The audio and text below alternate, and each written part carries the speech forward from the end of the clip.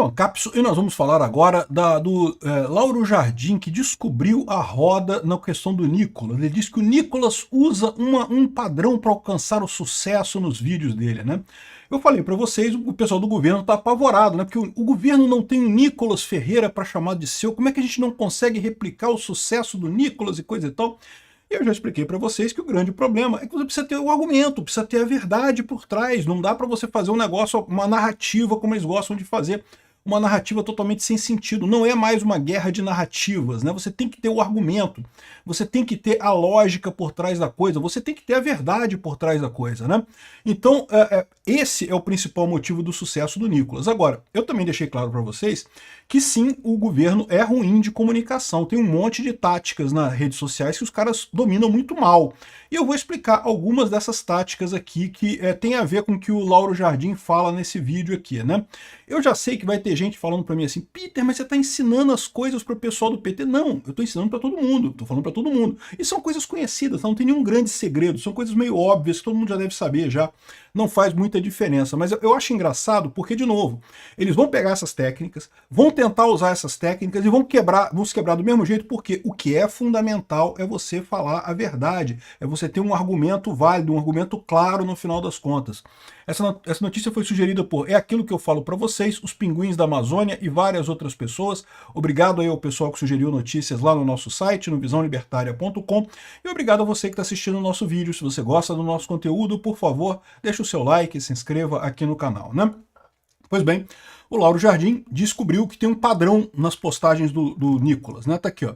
Nicolas bombou mais uma vez. Depois de 330 milhões de views no vídeo do Pix, alcançou 140 milhões de views com a coisa do INSS, né?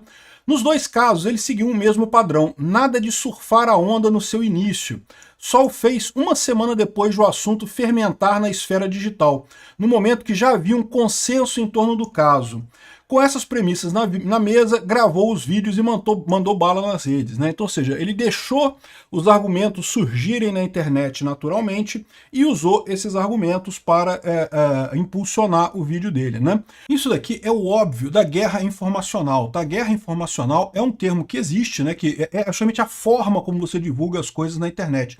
É o que eu falo para vocês, o problema principal da esquerda do Lula é o fato da mentira, deles terem uma posição muito ruim. Mas eles também têm uma deficiência muito grande nessa tática de informação, né, na guerra informacional. E eu estou cobrindo a guerra da Ucrânia e eu tenho contato com muita coisa sobre guerra informacional, porque a Rússia faz isso o tempo todo, né? Aliás, aqui no Brasil o tempo todo você vê esse tipo de coisa. E tem alguns princípios que você consegue pescar disso daqui e se aplica em qualquer caso.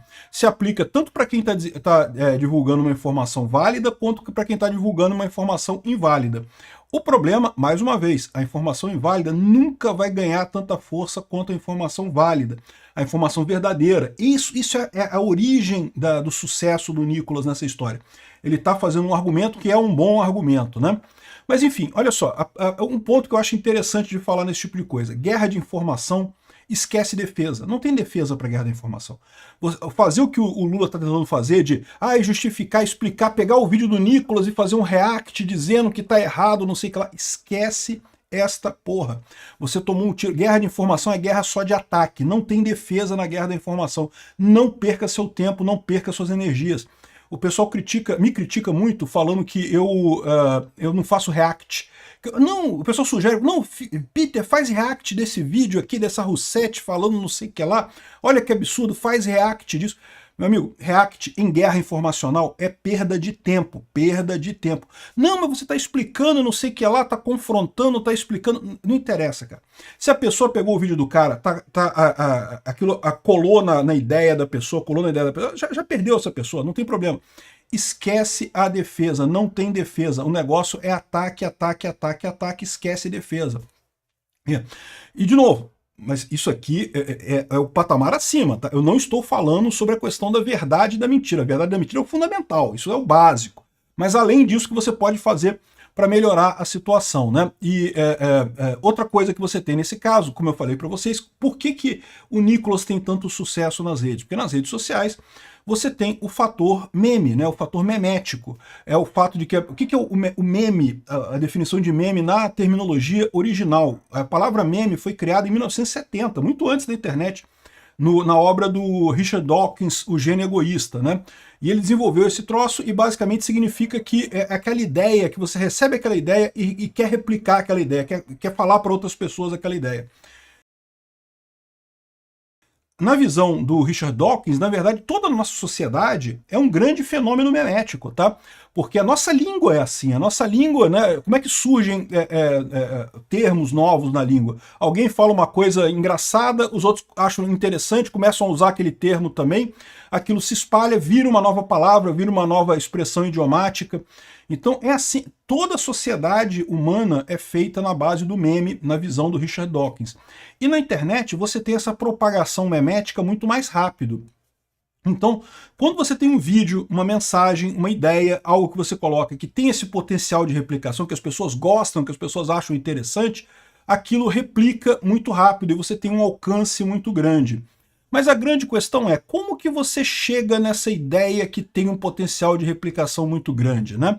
É lógico, como eu falei para vocês, é importante você estar falando da verdade, você está falando uma coisa que tem um argumento lógico e coisa e tal, mas como eu percebi logo que eu comecei a ser youtuber, às vezes você tem aquele vídeo que você faz assim, caramba, esse vídeo eu arrasei, cara, esse vídeo eu botei um argumento aqui que é violento, muito legal, uma coisa que tem todo sentido e coisa e tal, e o vídeo não vai para frente, o vídeo não cresce na internet, o vídeo não chega em mais gente, né? Por quê? Porque é complicado. Você, quando faz alguma inferência sobre o quão legal é uma coisa, o quão digno de ser copiada é uma coisa, você está falando da sua cabeça. Você não sabe o resto das pessoas, né? As outras pessoas têm cabeças um pouquinho diferentes da sua. Aquilo pode crescer ou pode não crescer. E isso é uma coisa difícil de você saber a princípio, né? Então, existe um modelo para você fazer esse tipo de coisa em guerra informacional, que é justamente fazer uma espécie de laboratório de teste. É assim também que a Rússia usa isso, tá? O Ryan Macbeth, para quem não sabe, é um analista de desinformação, ele trabalha para conter desinformação russa, ele trabalha para o exército americano, tá? É coisa séria, não é dando piruada igual a gente. Depois ele virou youtuber, agora ele é youtuber e está falando de forma genérica, mas ele é sério nessa história, e ele explica alguns conceitos que tem de deep, magic, não sei o que lá. Enfim, tem uma série de técnicas que o pessoal usa para saber se uma informação ela tem um potencial de ser muito replicado. Como é que os russos fazem isso, né? É aí que os russos usam robôs, usam muitos robôs.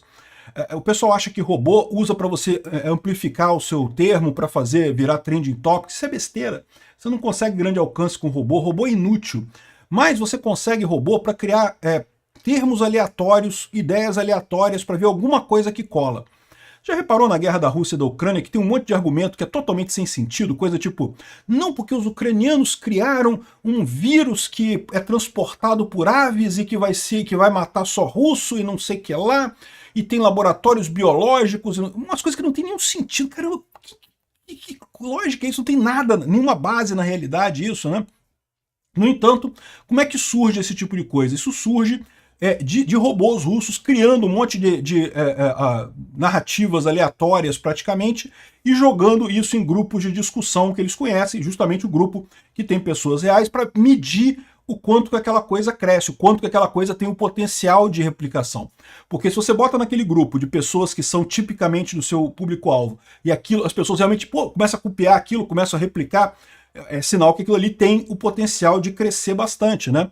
E por isso que você precisa ter essa experiência primeiro para ver o que cresce e o que não cresce. Quando a coisa chega no nível que realmente cresce, eles usam uma outra técnica, que é a técnica de tentar impulsionar isso de verdade, né? Aí que entram os influenciadores pagos, né? O Tim Pool, algumas pessoas aqui no Brasil também, o pessoal da Tenet Media lá nos Estados Unidos, né, Laura Loomer, esse pessoal, Tucker Carlson, esse pessoal que é pago mesmo pelos russos, eles só entram quando já a causa ganha, quando já é aquela coisa que, né, que eles sabem que vai explodir. Por que eles sabem que vai explodir? Porque eles já testaram nos grupos internos e viram que aquilo explode, que aquilo ali tem muita capacidade de crescer.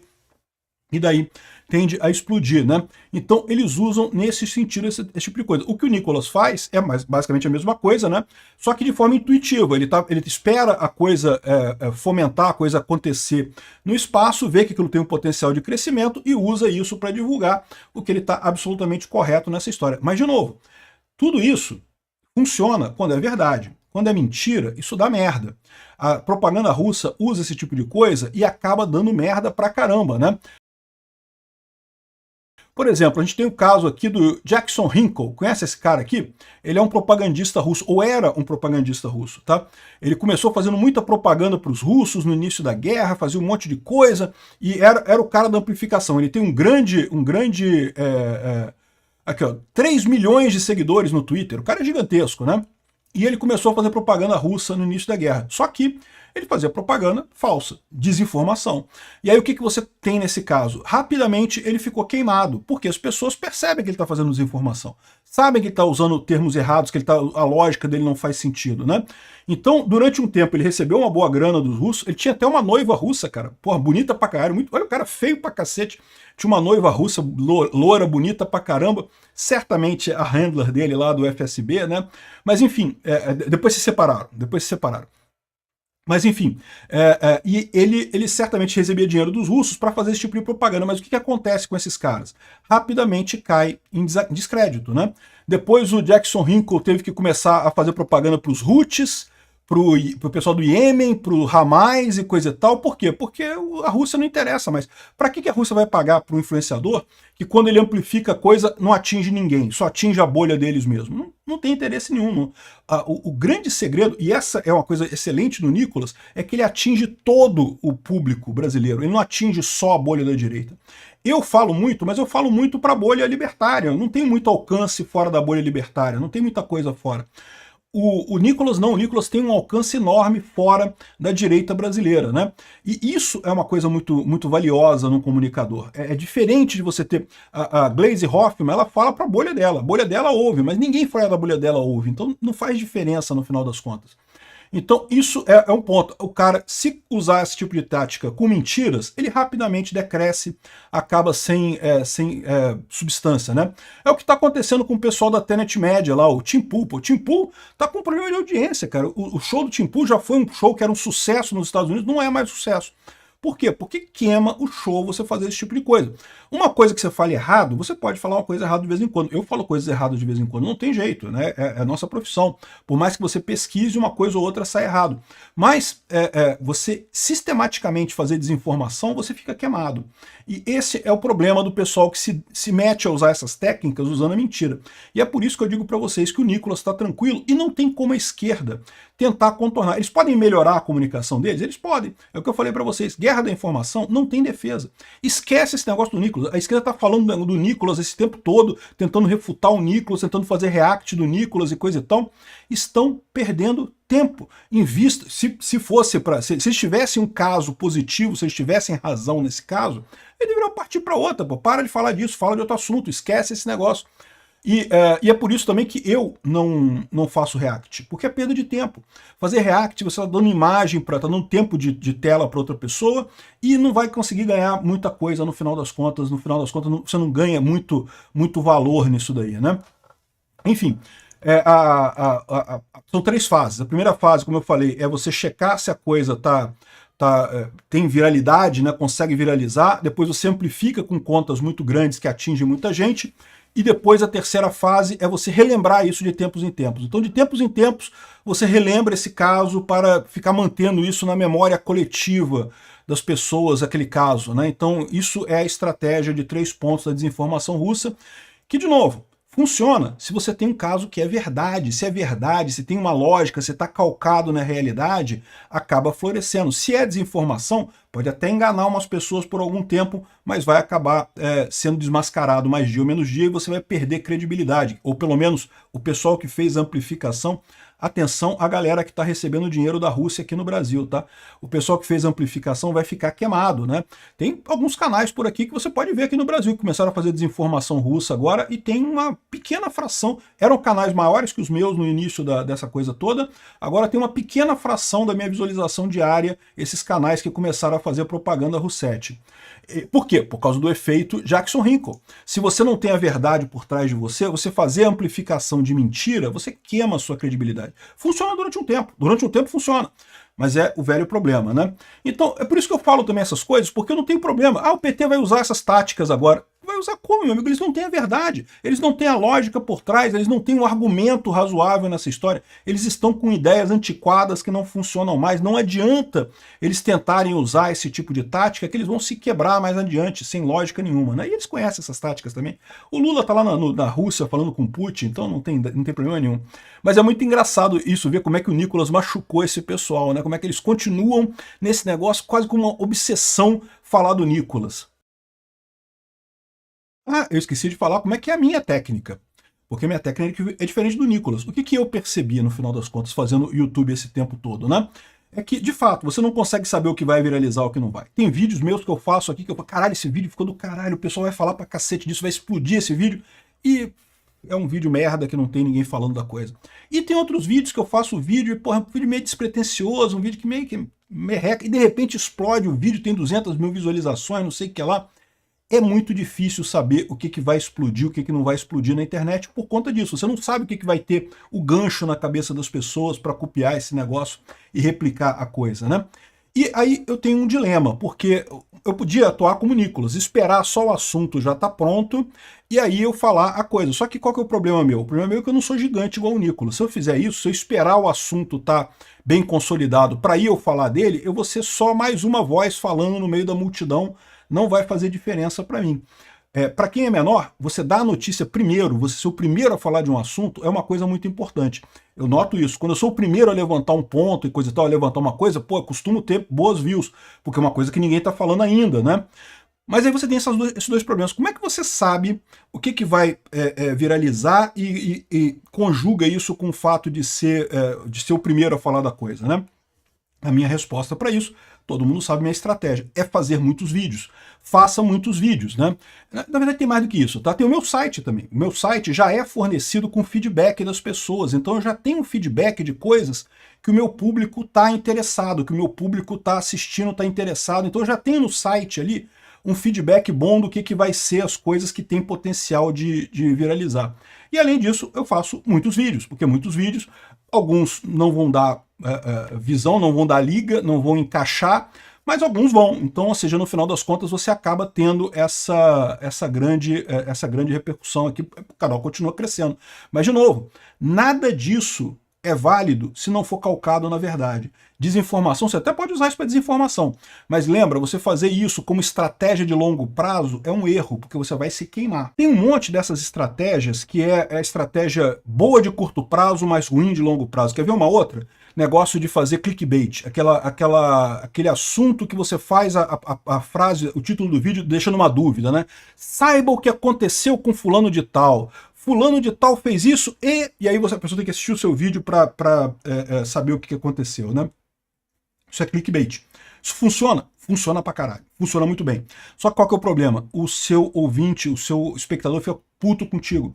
Porque você fica usando esse truque o tempo todo, isso é chato pro espectador. Isso é uma coisa chata. Porque muitas vezes ele clica naquilo ali e, na verdade, o assunto é um assunto merda. Não é aquilo que ele esperava em termos de chocar e coisa e tal. Então, de novo, se você usa esses truques de desinformação com muita frequência e coisa e tal, e de forma propagando mentiras, isso é veneno, você vai perder sua credibilidade com o tempo. Não é à toa que se você pegar a evolução dos jornais, ela segue a mesma lógica. Sempre teve jornal de tabloide de falar besteira, né? Extraterrestres invadiram a Terra. Sempre teve jornal desse tipo, só que eram jornais pequenos. Por quê? Porque, de novo, você não consegue manter uma audiência grande com esses assuntos usando clickbait, usando desinformação, usando notícia falsa. Para fazer isso, você precisa ter notícias boas, ter um argumento sólido, estar lastreado na verdade. Obrigado por assistir o vídeo até o final. Além de curtir, compartilhar e se inscrever no canal, considere se tornar patrocinador com valores a partir de R$ 1,99. Clique no botão Seja Membro abaixo para saber as condições e vantagens de patrocinar o canal. Mais informações sobre o nosso projeto, visite nossos sites indicados na tela.